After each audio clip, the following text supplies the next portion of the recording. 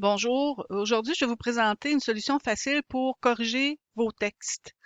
Alors, on sait très bien que l'écriture occupe une place prédominante au quotidien et surtout dans la vie professionnelle. Et on ne peut pas éviter l'écriture. Alors, aussi bien prendre le taureau par les cornes et trouver des solutions. On sait aussi que vu que ça engendre beaucoup de difficultés l'écriture, diverses solutions sont possibles et je vais vous en présenter une ici en particulier. Alors, dans cette vidéo, je vais vous parler des différents correcteurs automatisés. Alors, ce sont les solutions, ce sont des béquilles, mais ce sont aussi des béquilles qui peuvent vous aider à continuer à avancer et surtout, elles peuvent vous aider à corriger vos connaissances. Elles peuvent vous aider à approfondir vos connaissances de la grammaire et des codes usuels en français. Alors, celui dont je vais vous parler aujourd'hui, c'est Scribens. Alors, qui peut utiliser, je vais vous présenter qui est-ce qui peut utiliser ces outils, où vous trouvez ces outils, quand est-ce que vous pouvez utiliser cet outil-là et comment utiliser Scriben tout particulièrement. Alors, qu'est-ce que c'est qu'un correcteur automatisé? Alors, un correcteur automatisé, tout d'abord, c'est un outil d'autocorrection qui est intégré souvent euh, au logiciel que vous êtes en train d'utiliser, au logiciel de traitement de texte, de courriel ou de team, mais c'est aussi des logiciels préparés, en fait. Certains, vous pouvez les acheter comme antidote ou bien vous pouvez les utiliser gratuitement en version de base en ligne comme ou sur la toile ou dans Internet avec un modèle qui s'appelle Bon Patron et l'autre qui s'appelle Scribens. Alors, je vais vous parler de Scribens aujourd'hui et je vais vous expliquer pourquoi j'ai choisi Scribens tout d'abord. Sachez cependant que Scribens n'écrit pas le texte pour vous et il vous donne des directives et des conseils pour vous autocorriger et vous devez sélectionner votre choix parmi les propositions.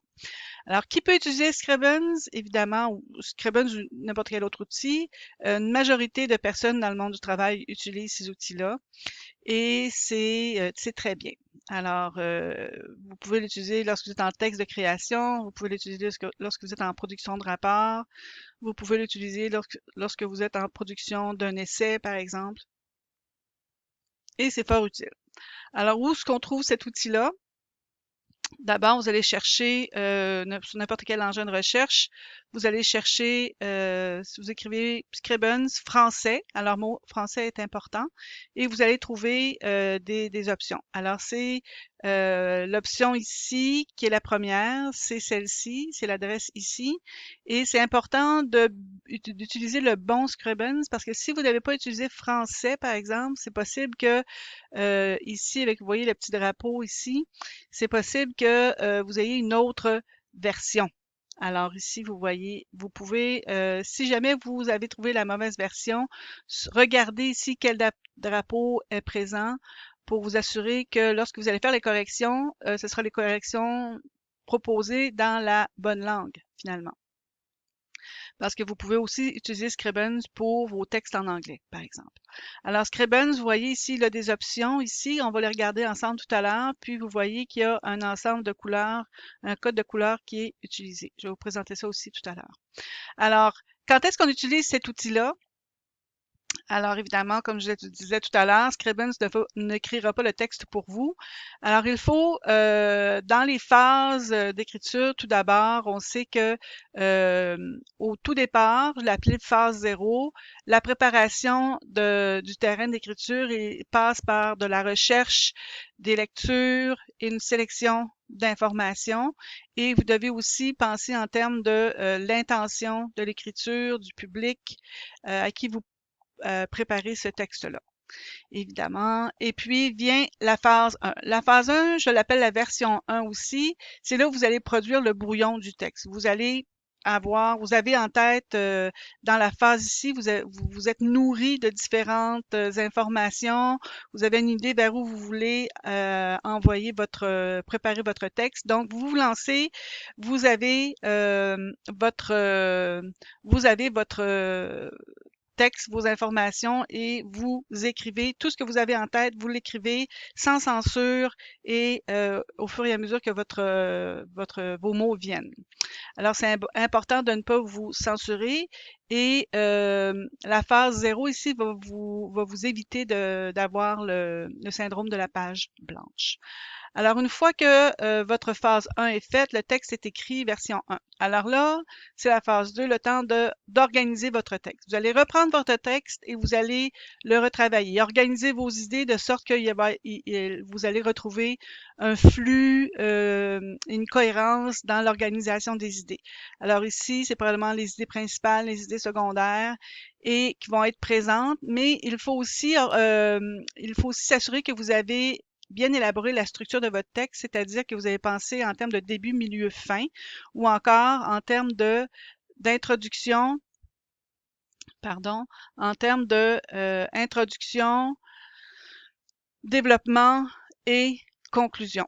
Alors, là, c'est caché en dessous de la barre, là, ça va peut-être réapparaître. Donc, vous voyez introduction, développement, conclusion. Alors, une fois que ça, c'est fait, que vous avez une structure dont vous êtes content, vous allez probablement aussi, dans cette phase 2-là, ajouter du texte, vous allez probablement ajouter d'autres idées, compléter des idées, etc. Et vous allez ensuite passer à la phase 3. Alors, la troisième phase, la phase 2 ici complète votre version 1, OK? Parce que là, vous lui avez donné un cadre, une structure. Et les idées ont été complétées. La phase 3, c'est la version 2. Alors, dans la phase 3, vous allez ici retravailler les phrases et retravailler, changer les mots. Vous allez relire vos phrases, vous allez ajuster la structure de vos phrases, vous allez vous assurer que la cohérence de vos phrases est correcte, que vous êtes en mode phrase de forme active, c'est-à-dire sujet, verbe, complément de phrase. Dans la forme active, le sujet est l'acteur du verbe. Il est le sujet du verbe. C'est lui qui fait l'action. Contrairement à la phrase de forme passive où le sujet va subir l'action. Je vous donne un exemple. Linda écrit un texte. Alors, qui fait l'action ici d'écrire? C'est Linda, le sujet. Si je transforme cette phrase en forme passive, on va avoir le texte est écrit par Linda. Alors, le texte est écrit, donc le texte subit l'action, tout simplement. OK? Et vous avez remarqué que le verbe est écrit, on est dans une autre forme ici de verbe. Alors, pour éviter ça, vous allez, si jamais vous avez ça, des formes passives, transformez-les en formes actives. Ensuite, assurez-vous que les mots que vous allez avoir sont des mots précis, des mots clairs et des mots qui sont bien choisis.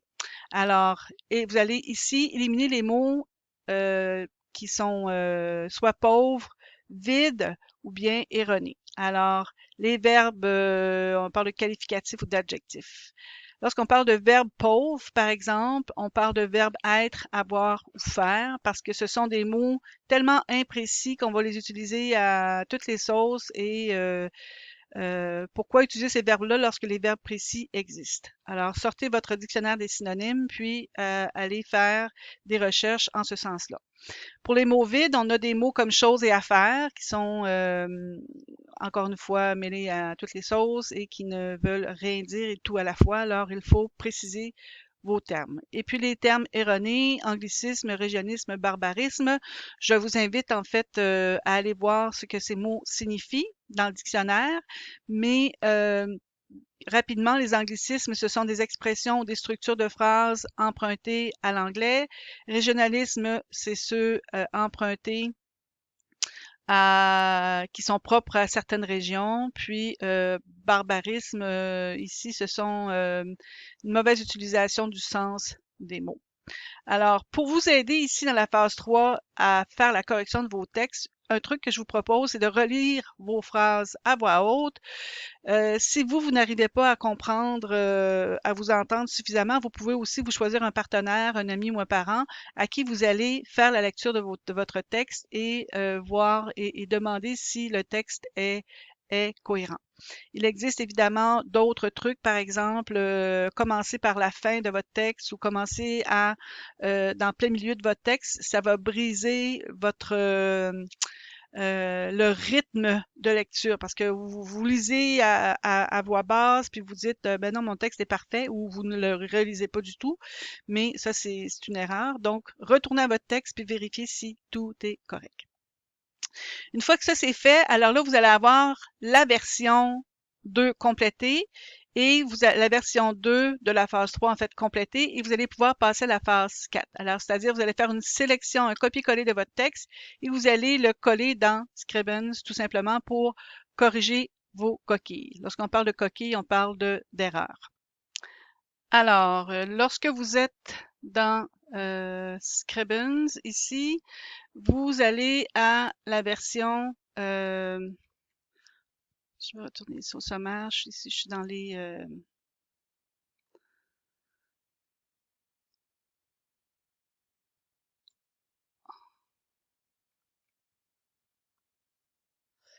OK, donc je retourne ici à la présentation.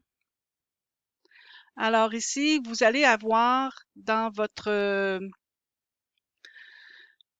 vous allez avoir votre texte ici, vous allez sur votre site, pardon, et vous allez copier votre texte ici, copier-coller, et vous allez sur le site. Alors, je retourne ici sur le site et vous avez votre texte ici. Alors, dans votre texte, vous avez différentes options que vous pouvez modifier. Si par exemple, vous êtes une fille, vous voulez avoir un texte au féminin, vous le mettez au féminin. Si vous êtes un gars, vous le mettez au masculin. Comme ça, on va s'assurer que les accords seront corrects. Et la même chose pour le on. Ici, si vous êtes une fille ou deux filles qui écrivez, vous pouvez mettre les accords en place. Et la même chose pour le nous ici. Alors, vous pouvez sinon rétablir les valeurs par défaut ou tout est indéfini et vous ferez les corrections dans un deuxième temps. Alors ensuite, les indications, il s'agit d'un code de couleur. Vous avez l'orthographe en rouge, le vert pour la grammaire, le jaune pour les structures de phrases à examiner et le bleu pour la typographie et la ponctuation. Et alors, vous allez ensuite, il y a des exemples qui vous ont proposés ici, vous pourrez aller voir ça. Alors ici, il s'agit de faire un coller de votre texte et de lancer, vérifier pour voir quelles sont les corrections qui vous seront proposées. Alors ici, vous voyez le rouge, alors il s'agit de l'orthographe. On corrige ça ici et on vous donne en dessous ici les informations reliées à ça. Il y a une seule proposition, donc vous pouvez la sélectionner. Ici, on a deux propositions. Alors, on relie la phrase, une vidéo ayant comme but de donner aux entrepreneurs et aux entrepreneuses. Alors, à l'entrepreneuse, là, vous voyez ici, il y a même une erreur, à la entrepreneuse. On sait que ça fonctionne pas. On ne peut pas mettre deux voyelles consécutives comme ça. On mettrait un L apostrophe. Donc, vous pouvez voir que des fois, Scribens ne donne pas nécessairement les bonnes solutions. Alors, il faut se soucier de ça.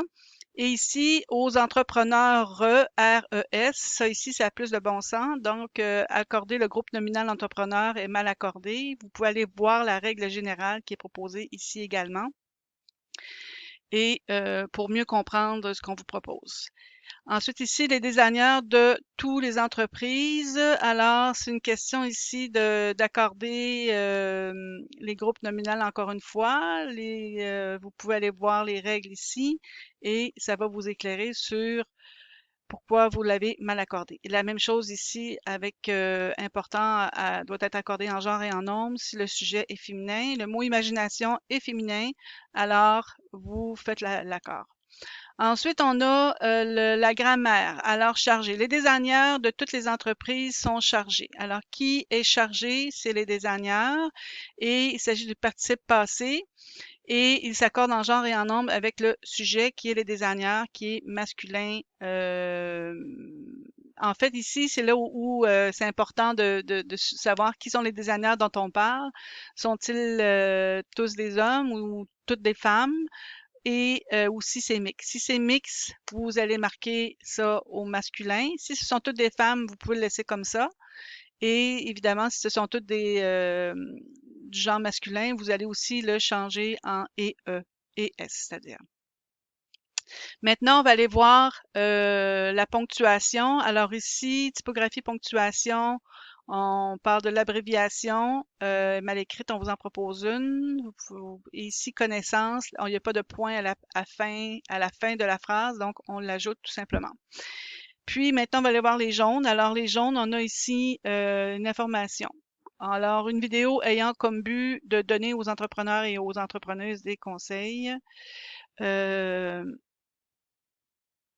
alors ici, vous avez une indication qu'on vous dit, dans ce contexte, la préposition comme est confondue avec la préposition pour dans l'expression avoir pour but de faire quelque chose. Alors, on le change, puis ici, les designers de toutes les entreprises sont chargés de cette tâche. Monsieur Siama explique également qu'il n'est pas nécessaire d'avoir beaucoup d'argent pour partir son entreprise.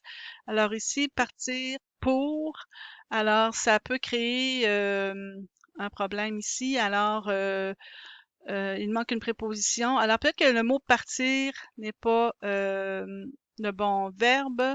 Alors, une entreprise, on part une entreprise, on démarre une entreprise. Alors, vous allez démarrer son entreprise et puis je pense que le problème va être réglé. Alors, ce que vous pouvez faire ici pour savoir quel est le bon verbe à utiliser, vous allez dans le dictionnaire, vous cherchez le mot entreprise et vous allez avoir des exemples de phrases qui vous sont proposées pour le verbe qui est utilisé. Il existe aussi des dictionnaires spécialisés dans les outils aussi des outils d'aide à la rédaction que je vais vous présenter dans une autre vidéo. Et donc, ça peut se faire comme ça ici. Une erreur que j'ai vue ici, la ponctuation. Donc ici, le directeur du développement, je pense qu'on peut mettre un D minuscule. Je pense que ça va être correct. Le directeur du développement, ce n'est pas un nom propre, donc directeur devrait être une lettre minuscule. Mais vous voyez que ça n'a pas été corrigé ici. Donc, le Scribens ne l'a pas vérifié. Alors, faut faire attention à ça. Alors, puis ici, je vois que la ponctuation, je pense qu'il y a un problème de ponctuation. Le directeur de développement et de la recherche, Dominique Siama, et de la recherche, je mettrai 2 virgules ici, Dominique Siama, virgule, a publié le 18 octobre 2011 une vidéo, j'enlève la virgule ici, une vidéo ayant pour but de donner aux entrepreneurs et aux entrepreneuses, j'enlève la virgule ici aussi, aux entrepreneurs, des conseils. Point. Surtout en lien avec le design du 21e siècle, Dominique met l'accent sur les valeurs d'expérience et sur l'innovation des entreprises d'aujourd'hui. Les projets d'innovation doivent être basés et réfléchis de certaines façons pour l'utilisateur final. Pensez à la compagnie Apple. Les designers de toutes les entreprises sont chargés de cette tâche. M. Siama explique également qu'il n'est pas nécessaire d'avoir beaucoup d'argent pour démarrer son entreprise. L'imagination est plus importante que la connaissance. Alors voilà un texte bien écrit. Vous allez pouvoir copier-coller ce texte-là, puis le ramener dans votre version 4 ici, qui va être votre version, dans votre phase 4, qui va être votre version 3. Voilà, je poursuis. Ici, alors, je conclus en vous disant que votre texte va être bon, peut être bon à 100%, mais ce qui est important de voir avec la démonstration que j'ai faite, c'est que le correcteur automatique propose des solutions, il ne les propose pas toutes, mais la décision finale repose sur vos épaules à 100%. C'est vous qui allez faire le choix, c'est vous qui allez en fait réfléchir aussi à l'ensemble du texte. Et c'est un outil qui vous conseille, mais ce n'est pas un outil qui donne les solutions. Voici, c'est ça que vous devez appliquer ou que vous devez absolument choisir. Ce sont des options qui vous sont suggérées et vous prenez la décision finale. Alors, donc les deux documents, ça conclut ma présentation ici. Je vous donne les deux sites que j'ai utilisés pour faire ce diaporama. Alors, j'ai utilisé bien sûr Scribens et pour les photos, j'ai utilisé Unsplash Photo for Everyone, qui est un site pour l'utilisation gratuite de photos d'autres photographes, en autant que vous donnez leur données de crédit. Alors, je vous remercie de votre écoute. Puis, si vous avez des questions, n'hésitez pas à me rejoindre ou rejoindre votre professeur, bien sûr, qui vous présente cette vidéo. Merci, au revoir.